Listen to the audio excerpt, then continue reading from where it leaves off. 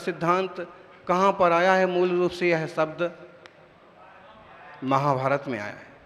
महाभारत में आया है। अब हम इसको क्या कहें? हमने उधार लिया है क्या?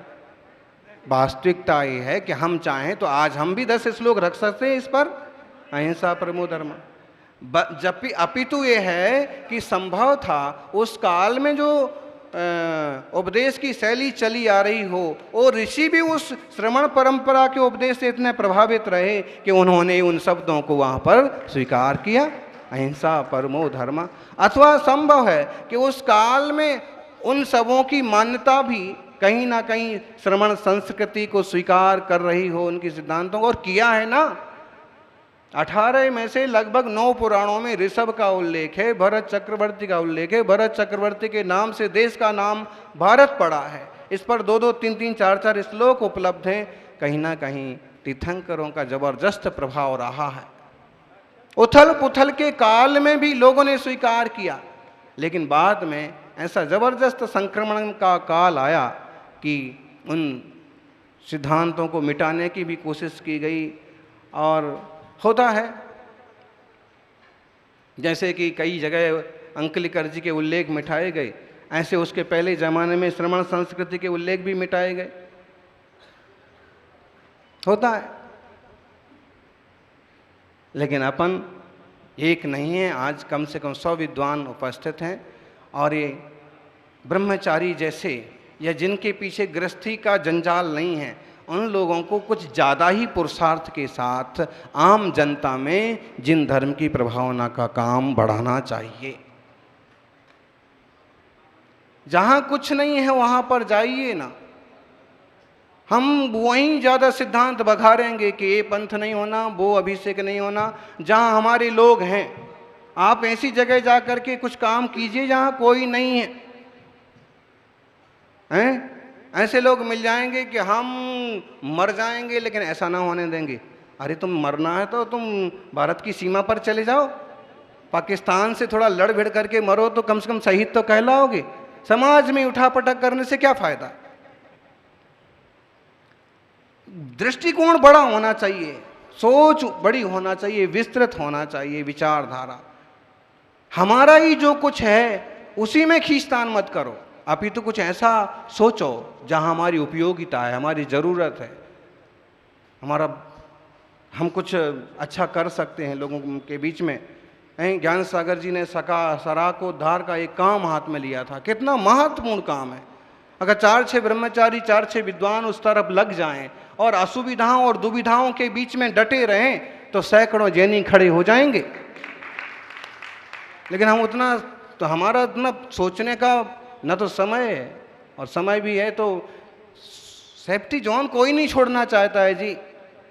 हर कोई नहीं गणेश वर्णी बन सकता है, गोपाल दास बरिया नहीं बन सकता है कि कुछ ना हो, अभाव में भी कुछ करके दिखाएं।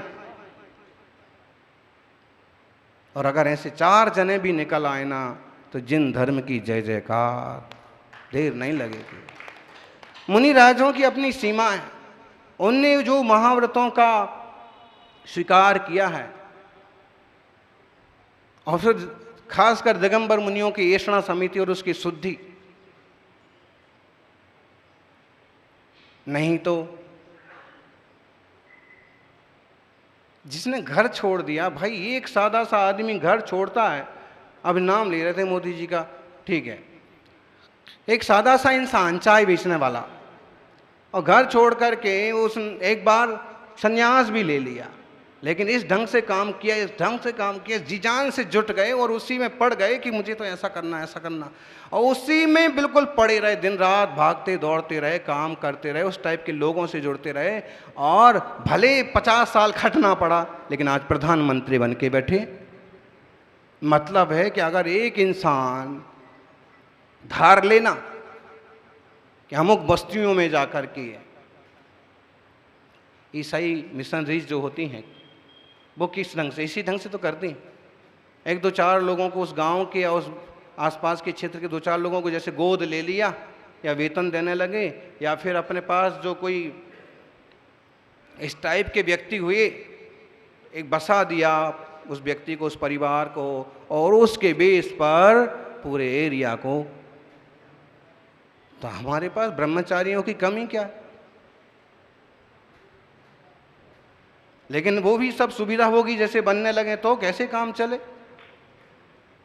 बनी बनाई चाहिए हमको। तो हम जानते हैं ऐसे दो चार ब्रह्मचारी जी को कि वो अपने हाथ से अपने वस्त्र धोएंगे, अपना भोजन बनाएंगे, और एकदम जो कुछ उनसे समाज का बनेगा समाज का करेंगे, नहीं उदासीन शांत भाव से आत्मा की साधना करेंगे। राकेश भैया भी बैठे हैं, ऐसे दो चार लोगों को।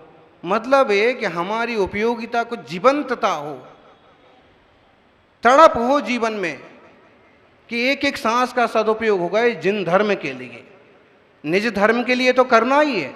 जिसने आत्मा को जान लिया, अकलंक देव ने, देखिए अकलंक निकलंक का दृष्टांत सिर्फ कथा नहीं है, कभी हमारा भी उसमें थोड़ा सा ऐसा तो लगना चाहिए कि निकलंक ने अपना बलिदान जैसे दे दिया केवल जिन धर्म की प्रभावना के लिए। हम बलिदान ना दें, हम अपने हाथ पांव ना तोड़वाएं, लेकिन ऐसा कुछ कर तो सकते हैं। ऐसा कोई एरिया चुन सकते हैं, ऐसा कोई क्षेत्र चुन सकते हैं, ऐसा कोई काम चुन सकते हैं। एक एक काम में लोग फेमस होते जा रहे हैं। अब यहाँ पर प्रशंसनीय है, जैनों की राजधानी भी जयपुर को बोलते हैं। जैसे जयपुर फूड की स्थापना की थी, महावीर कैंसर हॉस्पिटल की स्थापना की है अभी भी। तो कई सारी ऐसी संस्थाएं हैं कि जो जीवंत सेवा दे रही हैं, और कहीं ना कहीं महावीर स्वामी का जिन धर्म का नाम ऊपर आता है, लोगों को आस्था और प्रेम होता है पैदा। सौभाग्यशालियों, पूजा बहुत ज़रूरी है ताकि हम पूजा से पूज्य के गुणों को जान पाएँ और उनसे अपने गुणों को जान पाएँ। मुनियों की सेवा भी ज़रूरी है, क्योंकि दिगंबर परिपाटी ही मोक्ष मार्ग का मूल है, रत्नत्रय का आधार है। लेकिन अगर उससे आगे कुछ करते बनता है तो आपको प्रैक्टिकली कुछ ऐसे काम जरूर करना चाहिए जैसे नारायण सेवा संस्थान वालों ने किए हैं। प्रैक्टिकली कुछ ना कुछ ऐसे करें जिससे हमारी छवि, जिन शासन की छवि वृद्धिंगत हो। चाहे आप छोटे से स्कूल खोल करके शुरुआत कीजिए, चाहे आप जहां शिक्षक हैं वहीं से कुछ शुरुआत कीजिए, हो सकता है। आज का ये प्रवचन बिल्कुल लौकिक जैसे हो रहा है, इसमें अध्यात्म का कोई अंश नहीं आ रहा है, लेकिन हम ये समझें कि अगर इस तरह की भावना पैदा हुई, औरों का जीवन स्तर ऊंचा उठाने का हमने कुछ पुरुषार्थ किया, तो भी एक तरह का अध्यात्म होगा, कल्याण होगा।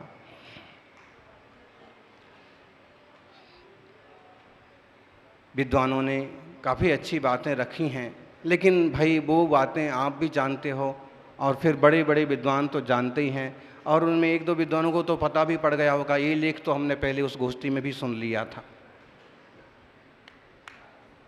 अब वो बातों को हम प्रैक्टिकल रूप कैसे दे पाएँ, उस पर मंथन करना है, चिंतन करना है, और सामाजिक जो विसंवाद हैं या छोटी छोटी बातें हैं, इनसे बहुत ऊपर उठने की ज़रूरत है। कम से कम जो बुद्धिजीवी हैं उन्हें तो इन बातों से ऊपर उठना ही होगा,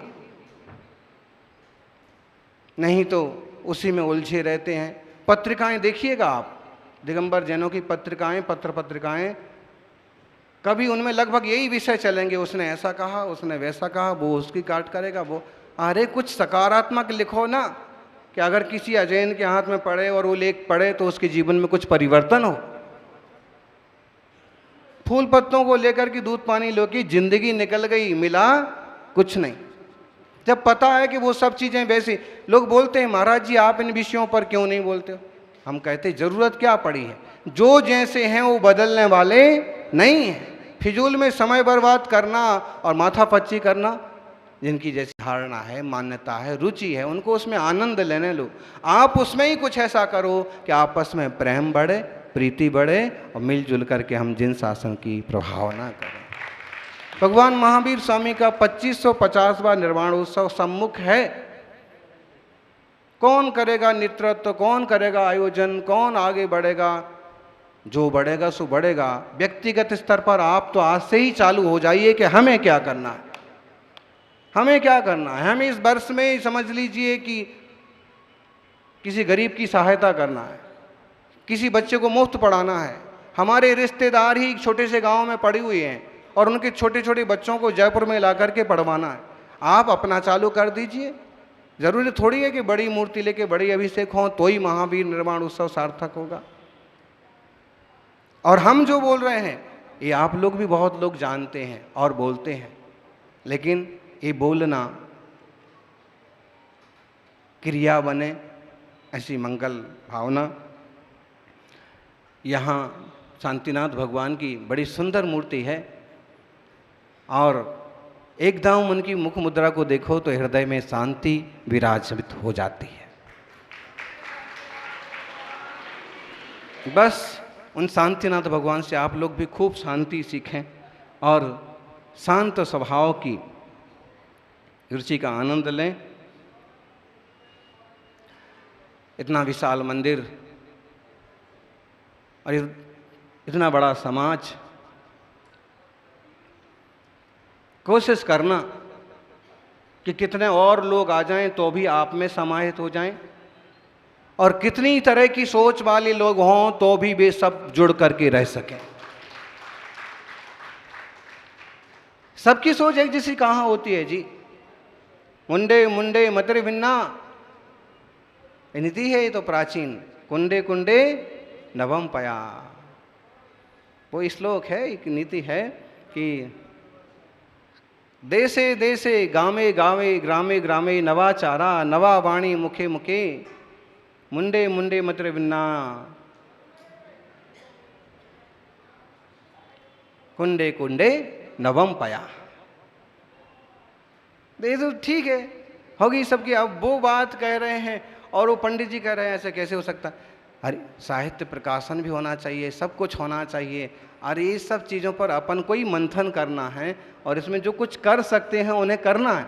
एक जमाना वो था कि साहित्य प्रकाशित ही नहीं हो सकता था। जिन विद्वानों ने सतखंडागम जैसे ग्रंथ सामने लाए हैं उनका धन्यवाद करो। ऐसी परिस्थितियां थीं कि अगर तुमने ग्रंथ छपवाया तो तुम्हें हम समाज से बहिष्कृत कर देंगे। ऐसा एक मान्यता थी कि जिनवाणी छप कैसे सकती है, बट कैसे सकती है। तो हमें स्थितियों को, परिस्थितियों को समझना चाहिए और कब कहाँ क्या हो सकता है, क्या उचित है, वो जरूर करना चाहिए।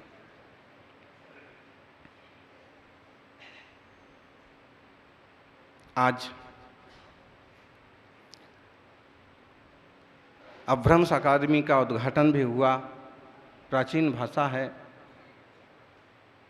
और प्राकृत भाषा के लिए अपन सभी चिंतन कर रहे हैं। जिनवाणी तो सत्यम शुभम सुंदरम ही है और उसकी भाषा भी प्राकृत भाषा सत्यम शुभम। अभ्रंश भी सत्यम शिवम सुंदरम है। हिंदी आज उसका प्रतिनिधित्व कर रही है। ऐसे में परसों ही हिंदी दिवस मनाया गया है। अपन किसी भाषा या लिपि को कमतर लिखने वाले लोगों में से नहीं हैं। अपन तो अनेकांत वाली विचारधारा वाले शमंत्र भद्र के महावीर स्वामी के अनुयायी हैं कि उन सारी चीज़ों को सम्मान देते हैं जो देश, समाज, धर्म और व्यक्ति के लिए उपयोगी हैं, उपादेय हैं।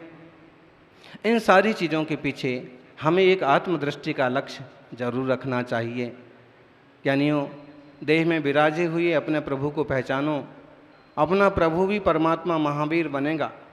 हमें महावीर स्वामी या उनके सिद्धांतों की व्याख्या सिर्फ इसलिए नहीं करना है कि बहुत महान थे, 24वें तीर्थंकर थे, वो प्रभु हो गए।